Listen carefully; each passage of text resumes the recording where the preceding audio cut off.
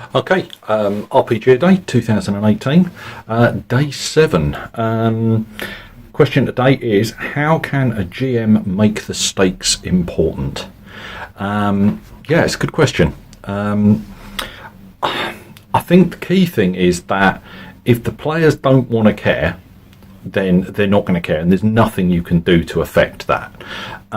So a big part of that is buy-in from the players. The players want to be looking for ways to care about the stakes.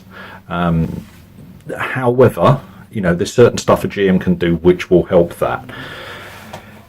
It helps, I think, if you know your players well, if they're people you've played with before, and if it's a long game, because you can get a feel for what a particular player is trying to do with a particular character, what would interest that character, what would work for that character, what would drive that character forward, how do you make those things personal to that character. And I think if you've got a group of players that are really into their role-playing, that really enjoy exploring that character, then it's easier to make the world work for them. It's more difficult if you are running not so much individual modules, but if you're running like a big long adventure path, so a published scenario which is already worked out what's happening, it's more difficult to make that work because it has themes of its own and the players have to adapt to it. If you're running individual modules that you're linking together as a campaign, or if you're writing your own stuff, it's much easier to pick up ways of making that work.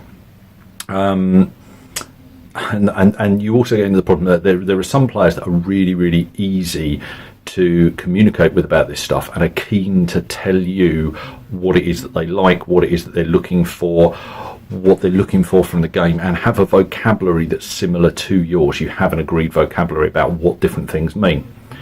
There are some players that I know who don't really think about the game in that way, or if they do, aren't very keen on sharing it, or have had a limited exposure to different types of gaming, and therefore assume there's a right way to do it and a wrong way to do it, and will promote the right way of doing it rather than there are a lot of different ways of doing it, and some of those will be to some people's tastes and others will be to other people's tastes. But yeah, if you can find out what it is that your players like, that's a really good way of doing it. I think it's more difficult if you're playing a one-shot. So if you're playing a short game that is going to be 1 or 2 sessions, and those are the only times those characters are going to come out, it's a lot trickier. In those situations, I like using pre-generated characters, and I know a lot of people don't. A lot of people like the players to make their own characters for one-shots. I prefer handing out pre-gens. My mate Steve is running a short Viking game at the moment in Call of Cthulhu, and what he did, which was really good, was he gave us all pre-gens, but he left some of the points to spend down to the players. So he handed us out a character and then said, look, you've still got 160 points to spend on different skills, so you can tweak those characters yourself. And that was a really nice balance, actually. But I like pre-gens, and the key reason I like pre-gens is that you can tie the pre-gens motivations and what they're looking for, you can tie those directly into the scenario and into the game. So I know I'm rambling already quite a lot about this, but I'll give you an example. I've got a game that I've run a number of times. I keep meaning to go and run it at a con because I think it'll work, and I know I can do it within a set window of time. I feel awkward when I'm under pressure, so I haven't done yet. But it's a game called The Peculiar Death of Cedric Potts. And it's a kind of whodunit thing. It's a bit Sherlock Holmesy. So I created 3 pre-gens for that. One is Hubert Tolkien. So I have notes. I don't often have notes, but I have notes this time. So Hubert Tolkien. This is set in, I think, 1894, I think. So Sherlock Holmes is set in London. Sherlock Holmes has gone over the Rhinebeck Falls. He is missing, presumed dead. So there's a little power struggle amongst those people that want to take up his mantle and go and do what he's done. There's a little power struggle going on. And Hubert Tulkinghorn is one of these guys that wants to become the next Sherlock Holmes. So any interesting cases, any complex cases, anything like that, he wants to solve because he wants the notoriety of having done it. So when the police come to him, a particular inspector that's helped him out on a previous case, and say, we're completely stumped, will you have a look at it? It's too good to, it's what drives him is this motivation. So that character is really easy to motivate. He wants to see the mystery done. So his partner in crime is a lady called Mary Thacker, and she is an author of adventure fiction, and she is working chronicling Tulkinghorn's exploits. So she is the Dr. Watson figure.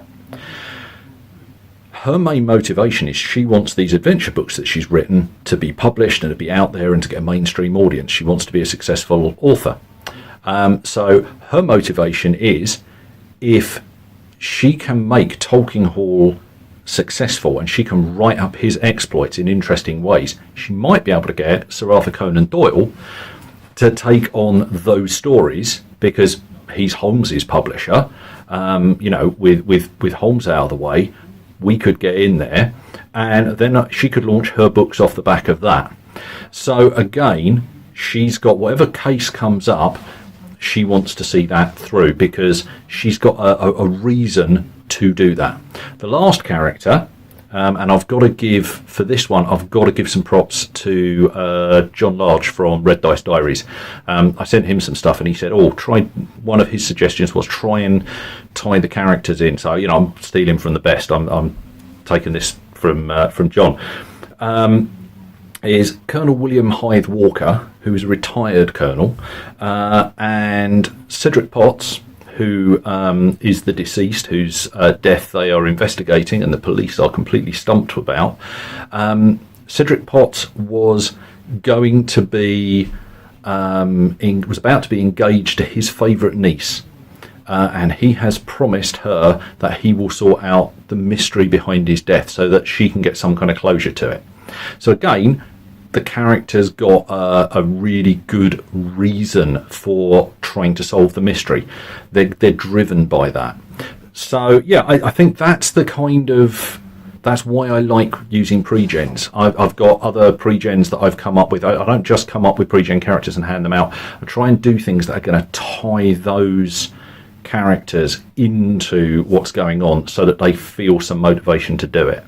So I think those are the two big things that you can do, and if you're coming up with pre-gens for a one shot and you happen to know your characters, you can tie all of that together. But at the end of the day, once you've done that, you can do so much, and then you hand it to your characters, hand it to your players. The players have to want to be invested in it. So that's my answer for day 7, and I'll be back tomorrow with day 8. See you soon.